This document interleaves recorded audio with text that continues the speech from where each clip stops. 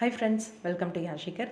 இது கொஞ்சம் கூட எதிர்பார்க்காத ஒரு விஷயம்தான். எஸ், இது வரைக்கும் பிக் பாஸில் வந்து இந்த மாதிரி நடந்ததே கிடையாது. ஃபஸ்ட் டைம் வந்து இந்த மாதிரி நடக்குது. ஆளும் புதுசு, ஆட்டமும் புதுசு அப்படின்னு எப்பயும் சொல்லுவாங்க.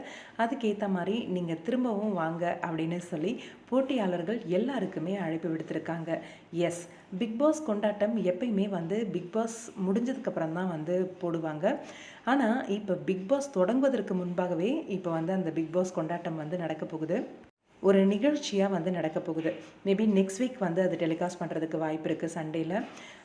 அதாவது முதல் சீசன்லேருந்து இப்போ 7th சீசன் வரைக்கும் கலந்து கொண்ட போட்டியாளர்கள் எல்லாரையுமே இந்த பிக் பாஸ் நிகழ்ச்சியில் வந்து வர வைக்க போகிறாங்க.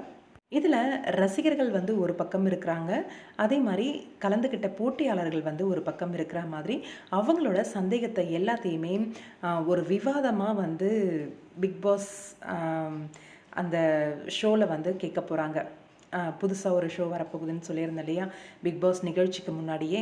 இது வந்து ஒரு விவாத நிகழ்ச்சியாக பிக் பாஸில் வந்து டெலிகாஸ்ட், அதாவது விஜய் டிவியில் வந்து டெலிகாஸ்ட் பண்ணணும் அப்படின்னு திட்டமிட்டிருக்காங்களாம். அதை பற்றின ஒரு இன்ஃபர்மேஷன் வந்து ரீசெண்டாக வந்திருக்கு.